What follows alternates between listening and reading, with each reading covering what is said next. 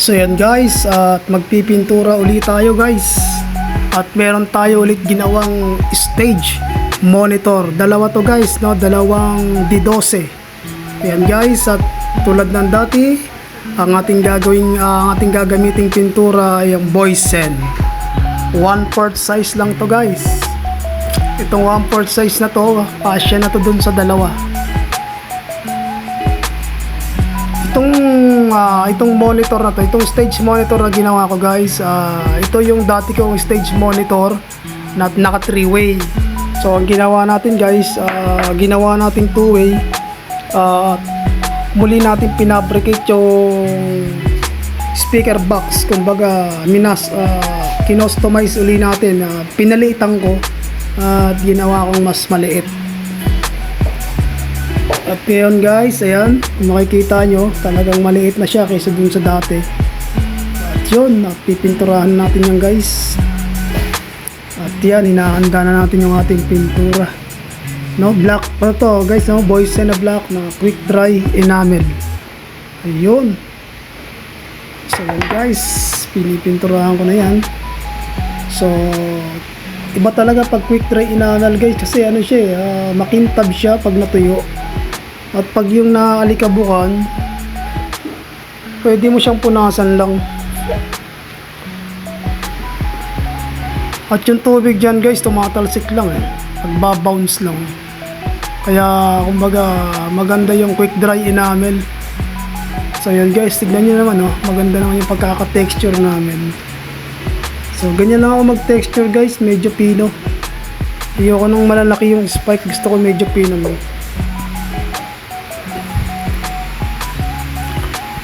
So yun guys, nakikita nyo naman kung paano natin pinipinturahan. So yun, talagang ultimo yung mga kasulok-sulukan, talagang dinadaanan ko ng baby roller. Talagang kailangan asin may kulay lahat. So dalawa tong ginawa ko na to guys, kaya dalawa yung pipinturahan natin. At kakabitan natin ng speaker yan para magamit na namin. Yun guys, so makikita nyo yung butas, medyo hindi siya talas imbilog kasi kinostomize ko nga lang to guys, kumbaga yung may mga ibang bungi dyan, ayan, makikita nyo. Ang ginawan ko lang ng paraan yan, tinapalan ko lang yan, tapos ayan, minasilyahan ko para kumbaga maging parehas, kumbaga pumantay. Ayan guys, pinipinturahan ko siya, talagang na siya, pumapantay na siya rin sa dating kulay. Ayan, ayun, monitor, stage monitor yan guys, kaya medyo maliit. Pinalitan ko talaga kasi yung dati naka 3-way, medyo malaki, nalalakihan ako, kaya ginawa ko gawin kong 2-way para medyo maliit. Yung debinding network na yan guys, yung nakikita nyo na yung papalitan natin yan ng 800 watts or 1000 watts para bumagay dun sa power amp. At ito yung isa guys, ayan, ito yung isang stage of floor monitor na D12. Naka 2-way lang to guys, naka 2-way. Yun, makikita nyo yung texture. Satisfied ako sa mga ganyang texture guys. At ako talaga pag ako yung gumagawa, pag nakita akong maganda, malinis, masaya, magaan sa kalooban guys, kasi ikaw yung gumawa. So makikita mo yung ginawa mo, pinagpagulan mo. Ito nga pala guys, gagamitin natin sa church to. Kailangan may monitor kami. At yun guys, makikita nyo yung texture nya. Ayun guys, kung makikita nyo yung texture guys, ayan, yun, tapos itong isa guys,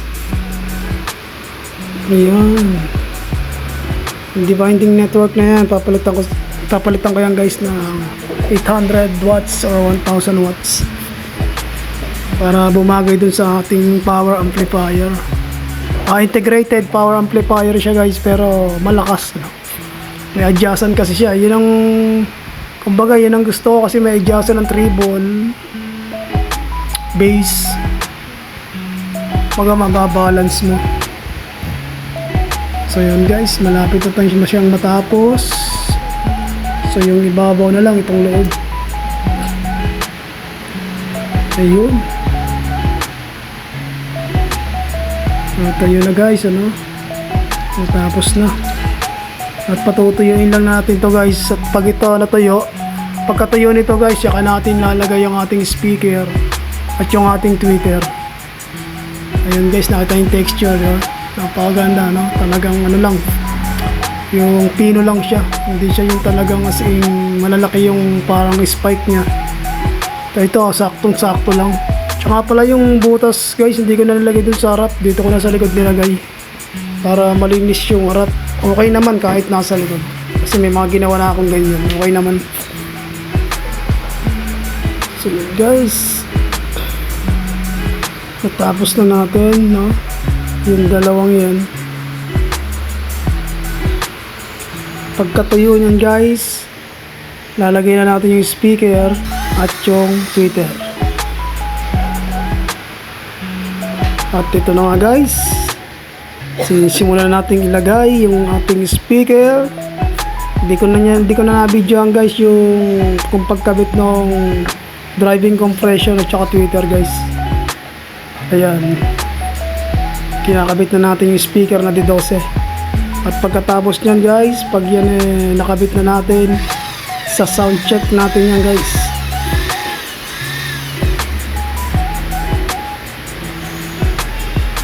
Ayun, matigas yung ano guys, matigas yung 3/4 na ginamit ko. Marine yan, marine na plywood na 3/4 yung ginamit ko guys, kaya binabarena ako, hindi kasi nahirapan ako pag mag-screw kasi matigas yung plywood. Ayan, kaya binabarena ko muna bago ko lagyan ng screw. Black screw lang yan guys. Ayun, magagamit na namin to sa Lunes guys, itong monitor na to.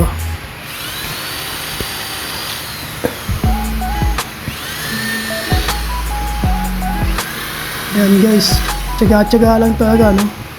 Sa pagbuo ng speaker, kailangan hindi ka mainipin, matyaga kang mag-assemble.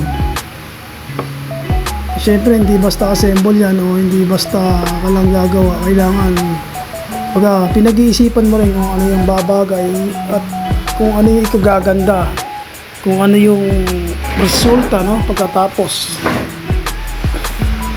So yan guys, tinituloy ko na yan guys. At pagkatapos nyan, sound check tayo guys kung anong malaman natin kung maganda yung ibabato. Yun.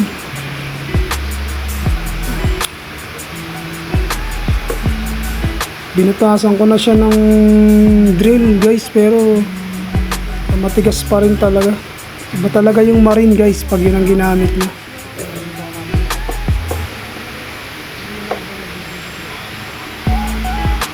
Ayan, malapit na to guys, konting-konti na lang to. Nilagyan ko na nga rin pala to ng signal indicator guys. Nilagyan ko na ng signal indicator.